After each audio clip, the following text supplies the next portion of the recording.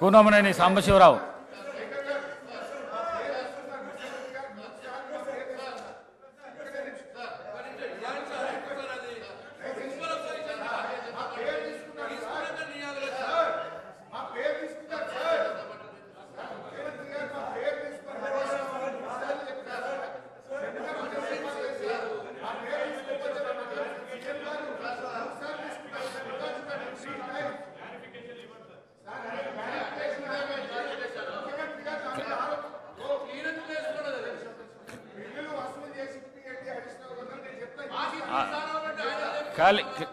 Clarification ఇస్తంటేనే mic తీసుకోండి.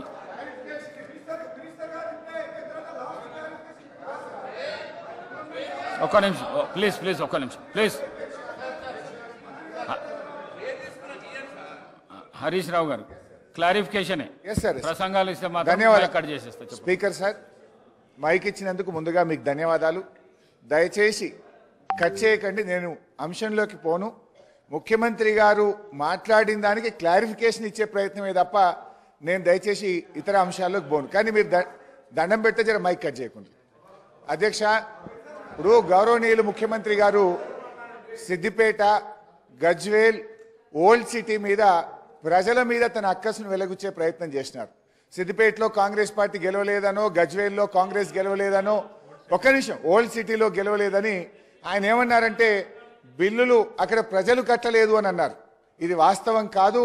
అక్కడేదన్నా ఒక lift irrigation ప్రాజెక్టుదో ఒక ఇండస్ట్రియలిస్ట్ ఎవరైనా కట్టకపోతే ఇవాళ మీరు ప్రభుత్వంలో ఉన్నారు కనుక మీరు ఆ బిల్లులు వసూలు చేయండి తప్ప మొత్తం ఆ నియోజకవర్గ ప్రజల్ని బదనాం చేసే విధంగా మాట్లాడడం సబబు కాదు అని మీ ద్వారా విజ్ఞప్తి చేస్తున్న అధ్యక్ష.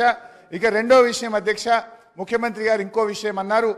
బీఆర్ఎస్ పార్టీ కాంగ్రెస్తో పొత్తు పెట్టుకుంది, తెలుగుదేశంతో పెట్టుకుంది, ఎంఐఎంతో పెట్టుకుంది అని అన్నారు అధ్యక్ష. అవును, మేము పెట్టుకున్నాం.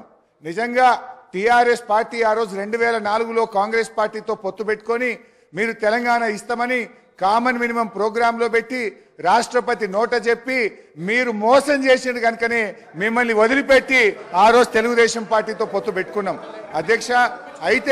అయితే ఇవాళ మేము తెలుగుదేశంతో పెట్టుకున్నా, కాంగ్రెస్తో పెట్టుకున్నా, ఎవరితో పెట్టుకున్నా మొత్తం ఈ రాష్ట్ర దేశ రాజకీయ వ్యవస్థను ఒప్పించి మెప్పించి తెలంగాణ సాధనలో భాగంగా చేసినాం. ఇవాళ మేము సక్సెస్ అయినాం. మా ప్రయత్నం వల్లనే ఇవాళ తెలంగాణ వచ్చింది. లేకపోతే ఆ రోజు తెలుగుదేశం తెలంగాణకు జై తెలంగాణ అంటేనే పెట్టుకుంటామన్నాం. మాకు సీట్లు, ఓట్ల కంటే కూడా రాజకీయ వ్యవస్థను ఒప్పించాలి, మెప్పించాలి, ఈ రాష్ట్రాన్ని సాధించాలని ఒక వ్యూహాత్మక భాగంలో మేము చేసినాం. ఇవాళ విజయం సాధించినాం. ఇవాళ రాష్ట్రాన్ని మేము సాధించడం అనేటువంటి విషయాన్ని ముఖ్యమంత్రి గారు గుర్తుపెట్టుకోవాలి. ముఖ్యమంత్రి గారు ఆయన వ్యక్తిగతంగా పదవుల కోసం ఆయన పార్టీలు మారింది తప్ప మేము ఇతర రాజకీయ పార్టీలతో పొత్తు పెట్టుకుంటే తెలంగాణ కోసం మేము పెట్టుకున్నాం అధ్యక్ష. జూబ్లీ హిల్స్ ఎమ్మెల్యే గారిని కూడా జూబ్లీ హిల్స్ ఎమ్మెల్యే గారిని కూడా ఇవాళ అవమానపరిచినారు. జూబ్లీ హిల్స్ ప్రజలు, విజ్ఞులైనటువంటి ప్రజలు మా ఎమ్మెల్యే గోపీనాథ్ గారిని గెలిపిస్తే ఏదో ఎంఐఎం పోటీలో పెట్టడం వల్ల ఆయన గెలిచిండని జూబ్లీ హిల్స్ ప్రజల్ని అవమానపరిచే విధంగా